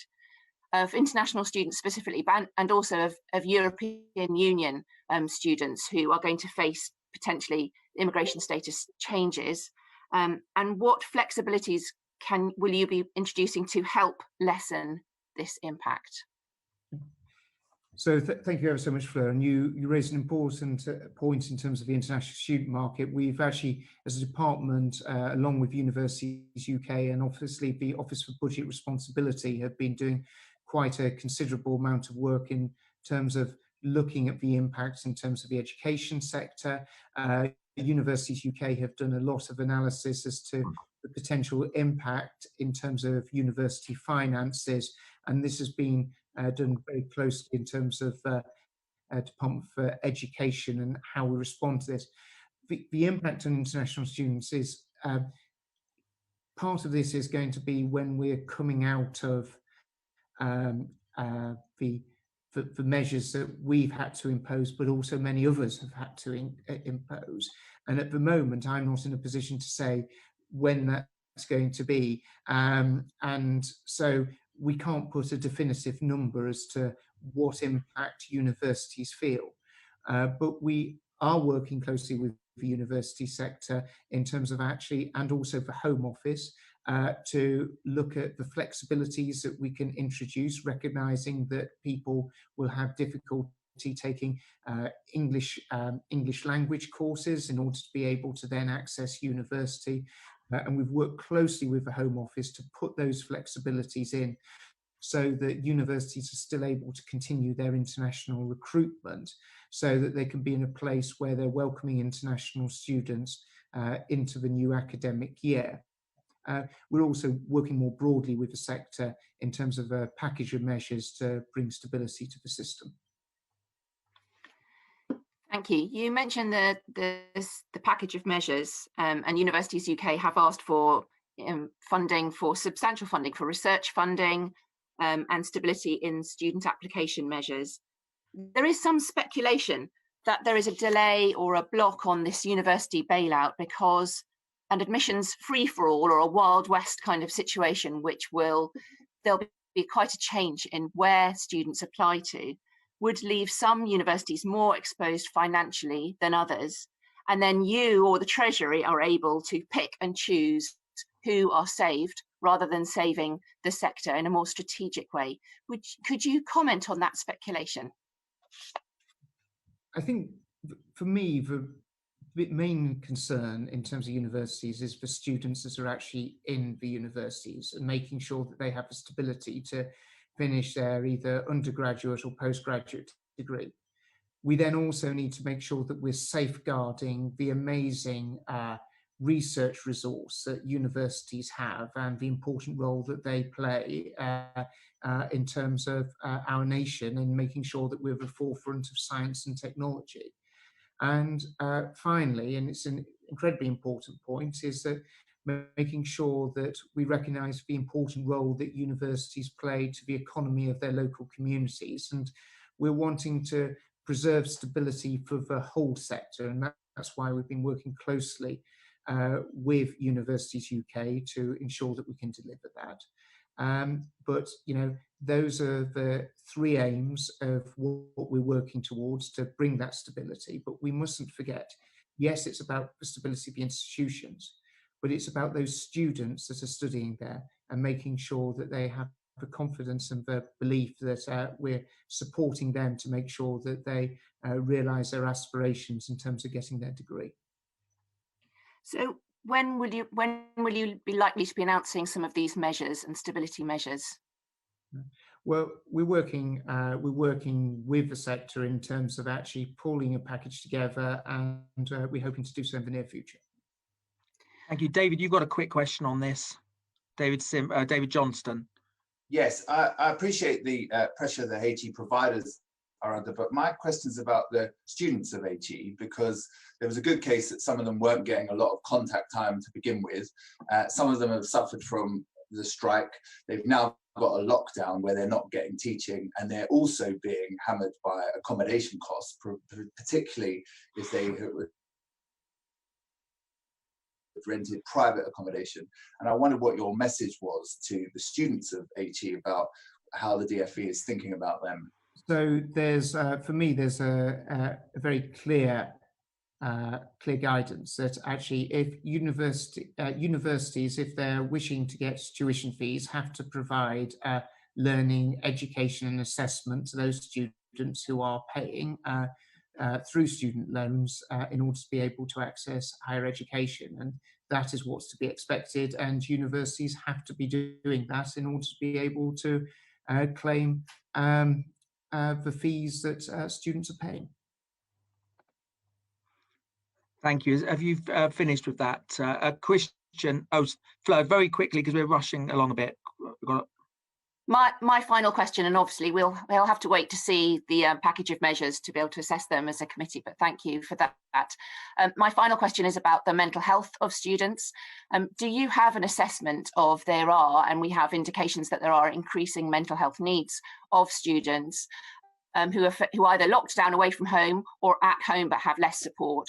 Do you have an assessment of the increase of mental health needs so that you can put in measures to accommodate them? I think this applies across the board in terms of children at home as well, younger children, the increase in mental health issues. We've been doing that assessment, and we've been looking at different ways that we can support both children at universities and across the spectrum in terms of dealing with some of those mental health issues that they may be facing. Christian. Thank you, Chairman.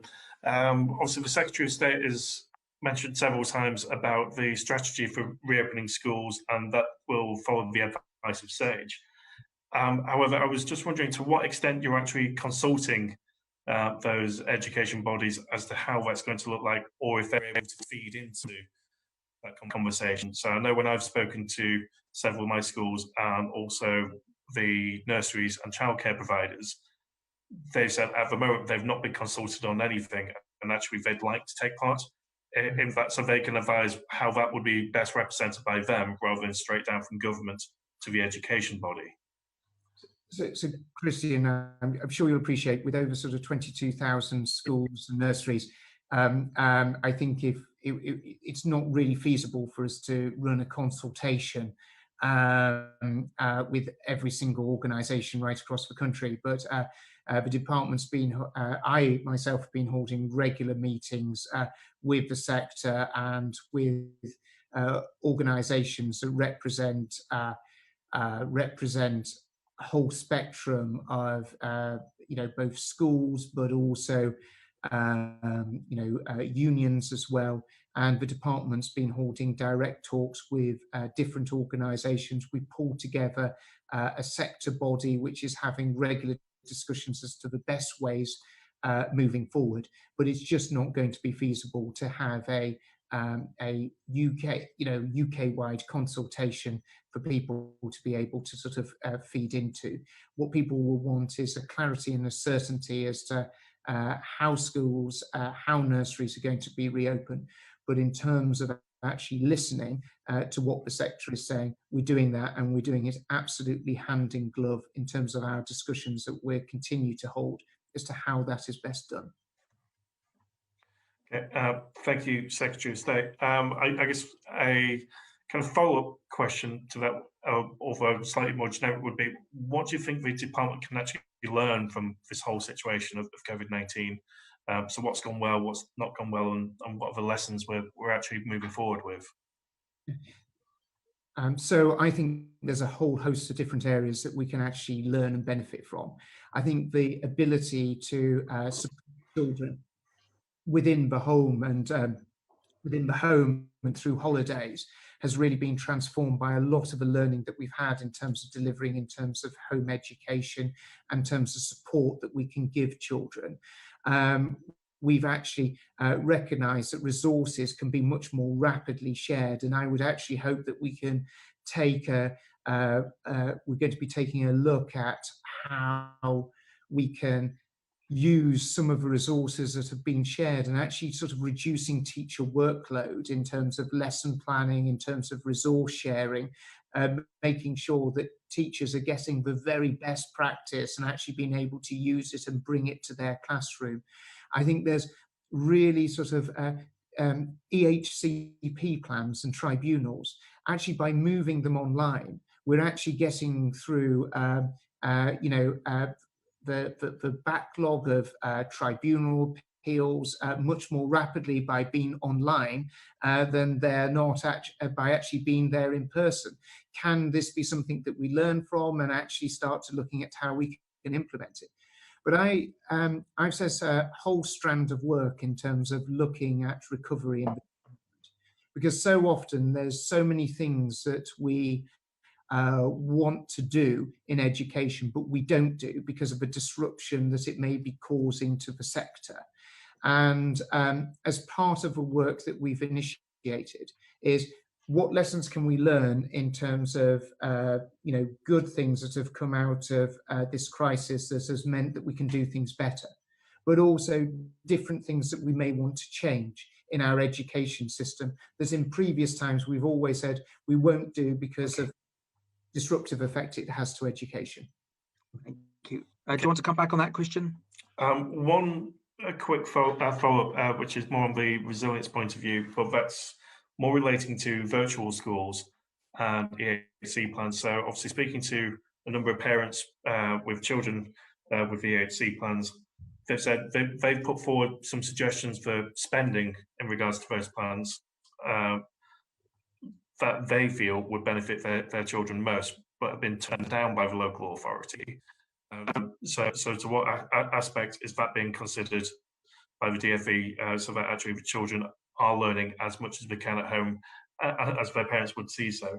And in regards to virtual schools, obviously children looked after are arguably our most vulnerable children. So what work is being done with virtual schools to make sure that the CLAs are actually the ones who are maintaining their schools as much as possible so that they aren't missing out and having the double whammy of essentially being vulnerable and missing education at the same time?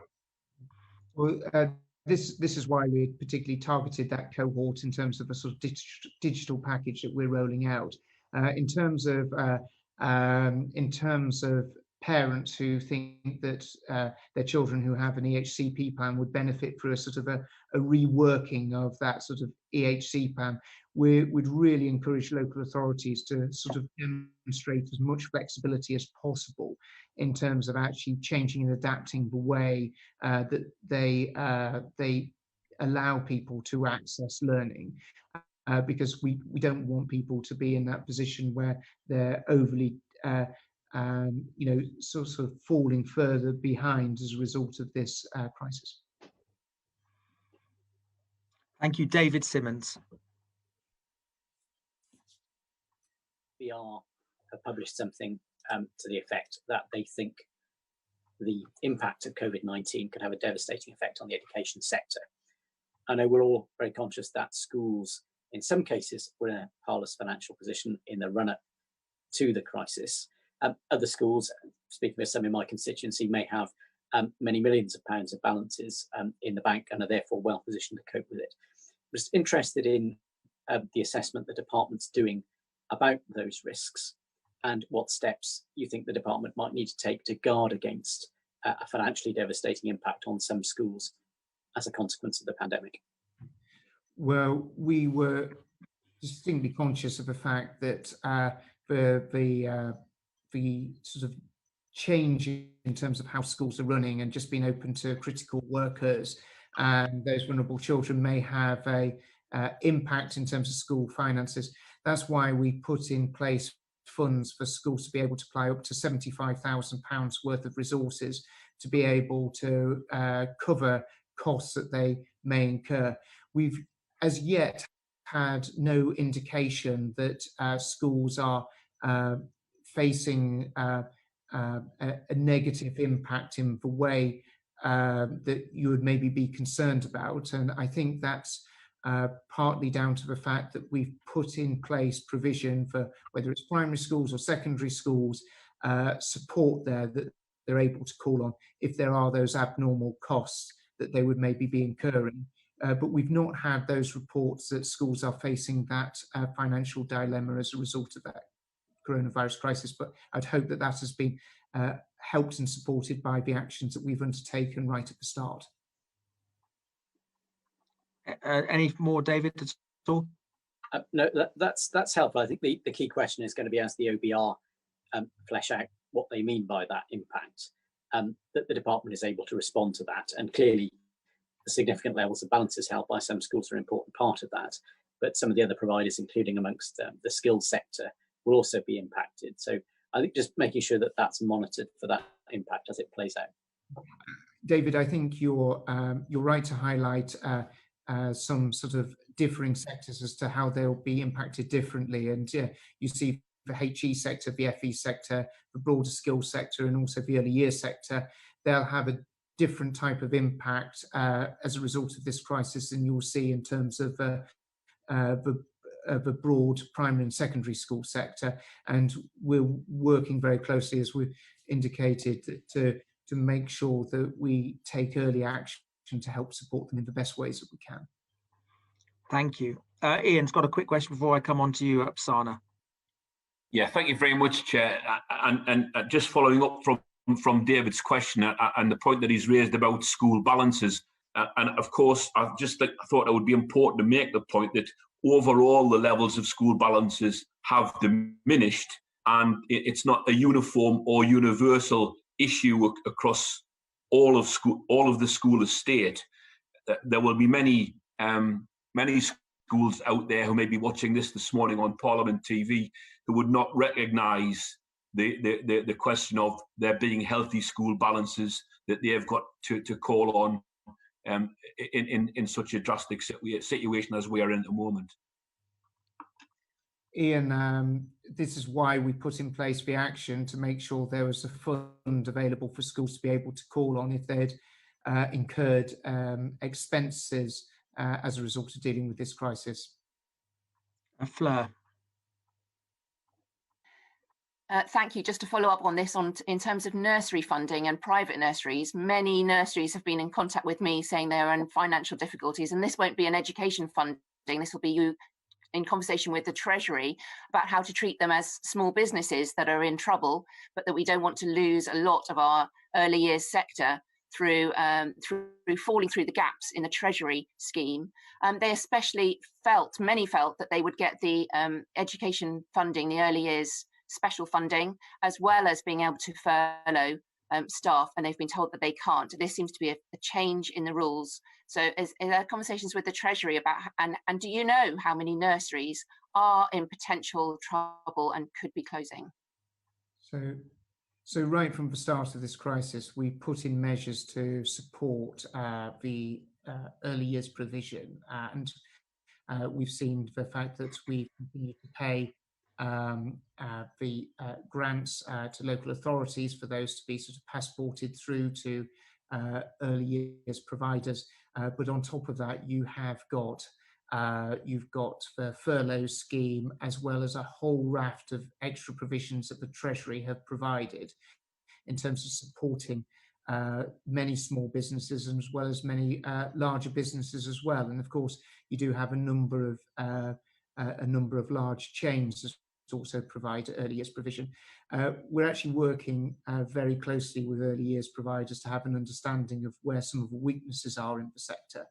But we've always been clear, you can't, and the Treasury was clear from the start of launching the furlough scheme, is that you can't actually be getting government grant and then also getting an additional payment on top of that for money that's sort of covering those staff. And I think most people would recognise that we do have a duty and responsibility in terms of payment of public money, and we can't be in a situation of paying for two things twice. But we continue to work with Treasury, but also most importantly continue to work with early years providers to make sure we do everything we can do to support them, as well as with local government, in terms of preserving this really critically important sector that I think everyone wants to see back up and running at the earliest and opportunity and at the right time, as so many parents depend on it.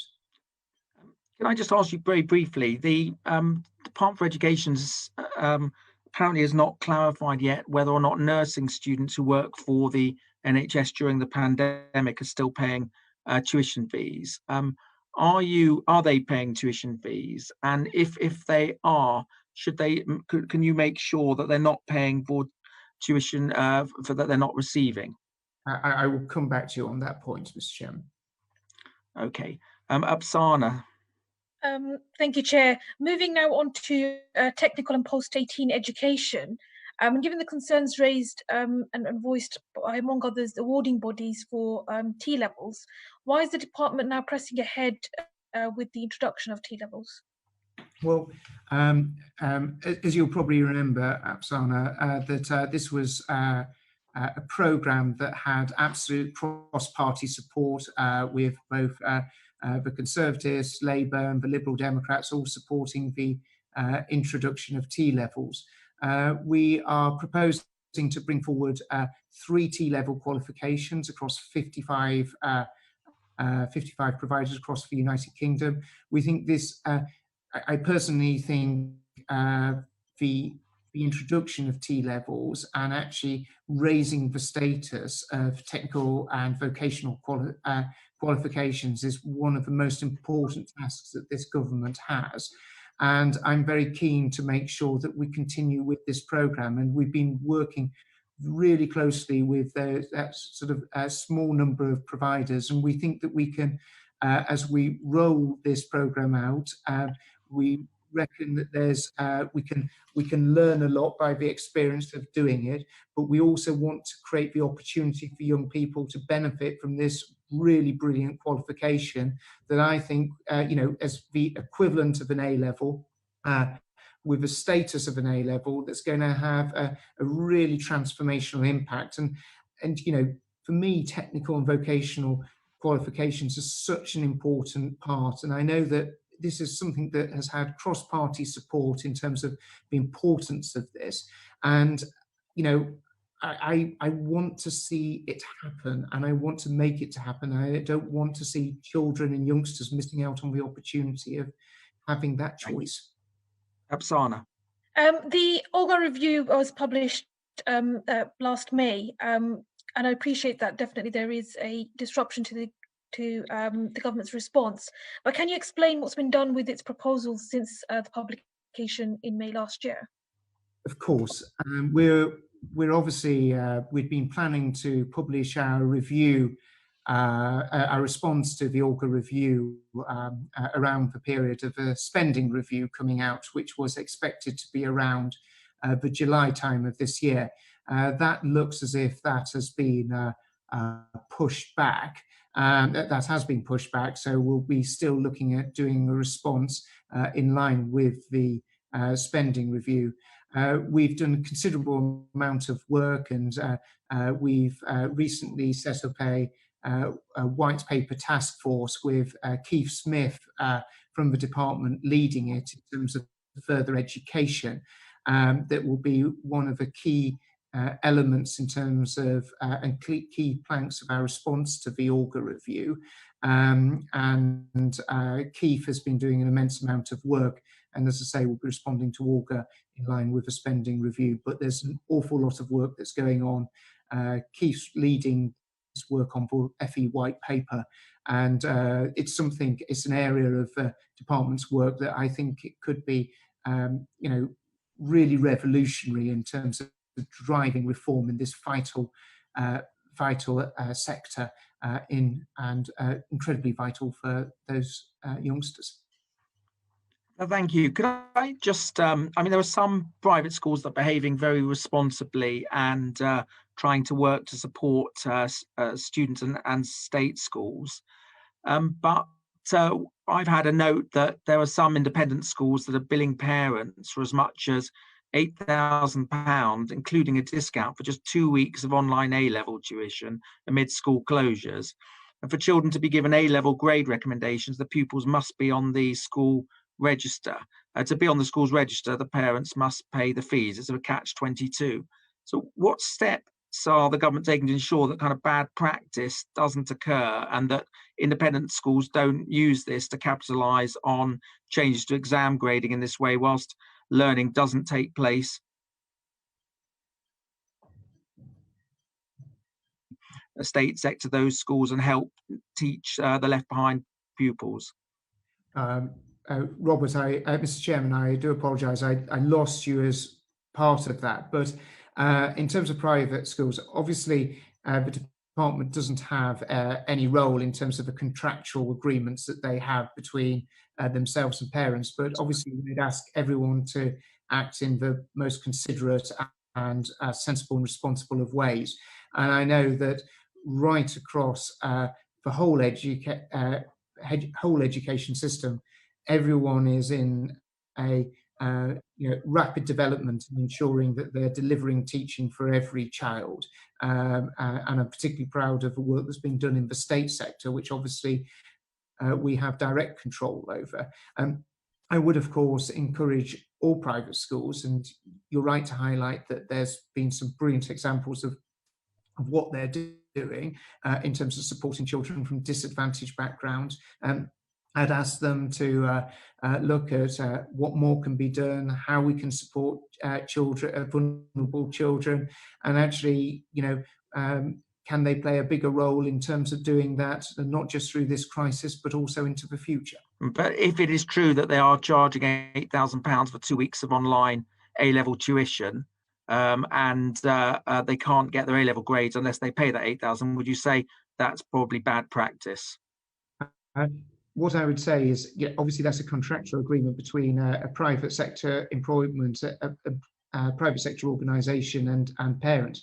But it's absolutely vitally important that all children who want to take their A-levels have the ability to do so, and no one should be held over a barrel in terms of being able to be put into that position of people's future to be threatened. Thank you. Ian has got a question. Yeah, thank you very much, Chair, and thank you very much, Secretary of State. Coming back to your earlier responses about what do you think the department can learn from the COVID-19 situation, one of the things which has come to my attention, and I'm very closely connected, so it's not a shock, is that my local authority have had to do an enormous amount of additional work, obviously in adult social care, but also in children's services and resilience planning, and particularly in relation to coordinating what's happening in the education sector. It seems that local authorities still have an awful lot of responsibility, but not so much jurisdiction these days over the different stakeholders which are working out there in the field. Also, on top of that, Secretary of State, my own local authority tell me that while they have been given additional resources, they believe it's only about 25% of what they have additionally spent to cover all of these different responsibilities. Is there anything that the DFE as a department can learn from that and feed back into government?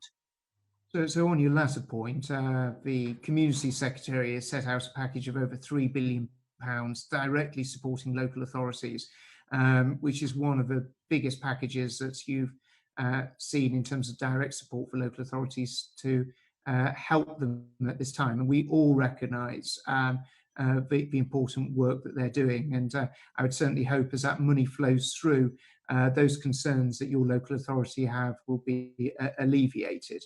And I know that the MHCLG are working on the allocations as to what that means for each individual local authority.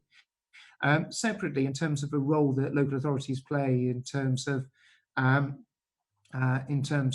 schools, I think they've played a really important role in terms of working with multi-academy trusts, working with individual schools in terms of coordination, and I think we've all truly valued that.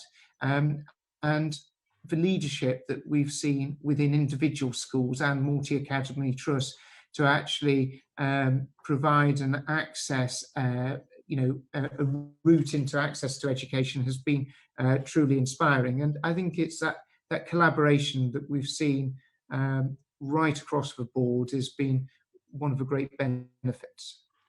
Caroline, are you there? Can you hear? Caroline Johnson? Would you like me to ask your question? The line doesn't sound great. I could try.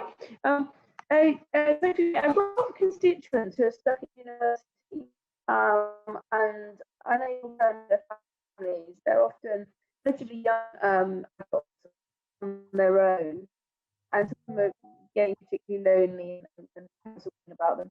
And what considerations being given by the department allow them to take a single move back home? Carol, I don't think that came over. Shall I repeat it if you don't mind? Can you hear me, Secretary of State? Sorry. I can. Great. What Caroline is asking is, she has constituents who are stuck at university, unable to return home to their families and often alone. What consideration is being given to allowing them a single move home should they wish? Well, I think that she raises, is this for domestic students and particularly, or international students? I think she's talking about domestic. Yes, she is. Yeah, domestic student. So I think this is something that we would very much want to facilitate, and we'd sort of certainly hope that students would have been able to return home. Obviously, if there's no issues in terms of safeguarded individuals in that house. Okay, very, very quick one from Ian, and that will be it. Yeah, on a similar vein, Secretary of State, is the department doing anything to look at the position of estranged students who are estranged from their own parents, and what support that they're being given at the moment? You know, if the university is closed, but they're stuck in a university town and have nowhere to go back to. Well, this is why we're very keen to work with universities at the earliest stage to make sure that those youngsters who are so vulnerable would able to sort of stay within accommodation, and that weren't sort of being literally kicked out. And I think it's credit to the university sector how they've responded. It's also really important if we sort of look at a slightly younger age group of those children in care. You know, I've asked all local authorities to make sure that children who are in care, who are coming up to the age of 18 and who are, you know, there could be no worse time to be leaving care than at this sort of moment. And I'm wanting all local authorities to make it absolutely clear to any child who is in care that they do not have to be leaving care, and that they'll continue to be supported at this time. And I think it's these actions that actually will make a real difference to young people and make their future life chances. So we've just had a last minute bid from Tom. So Tom, please. It's just, I've got a university in my constituency, and I have been contacted by the student union, a number of students who, because there's no courses, it's all online, they're not currently in their student accommodation, and they haven't been for a while, and they won't be for a while longer. So probably about 3 months, 4 months potentially, they haven't been in their student accommodation, yet they're still being expected to pay full rent there. So a lot of them are sort of fairly concerned about that, and I was wondering if the government had a view on that. So in terms of universities, halls, we've been very keen to make it absolutely clear that we certainly hope that universities aren't charging students for that accommodation. Obviously, in terms of private landlords, the government has set up a sort of a number of schemes in terms of actually supporting people that are in those private agreements, and we very much hope that people look at those as to how they take access to them. But we've been consistently very clear with universities and people who provide halls of residence as to the approach that we would like them to take.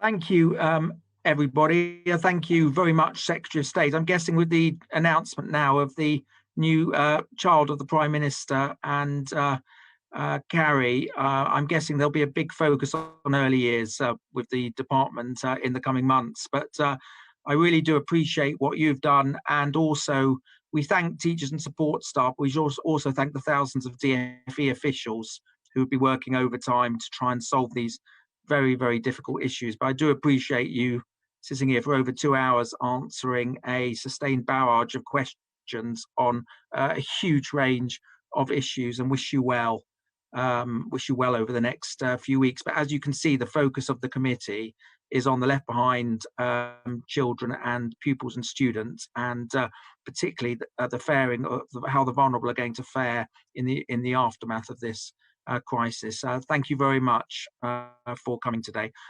Order.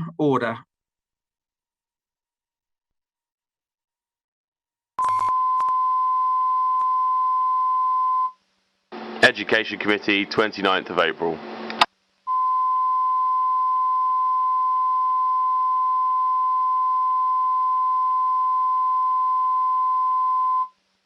Education Committee, 29th of April.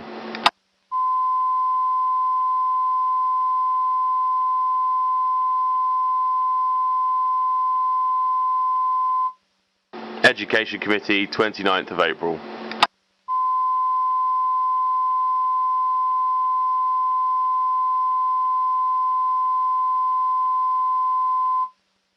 Education Committee, 29th of April.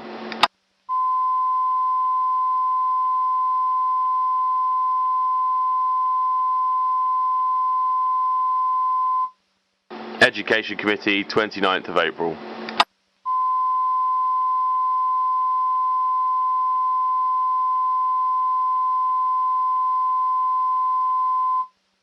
Education Committee, 29th of April.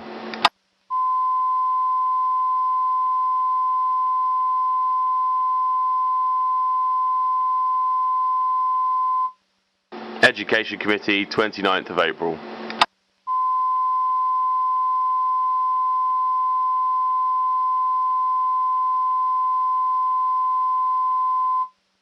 Education Committee, 29th of April.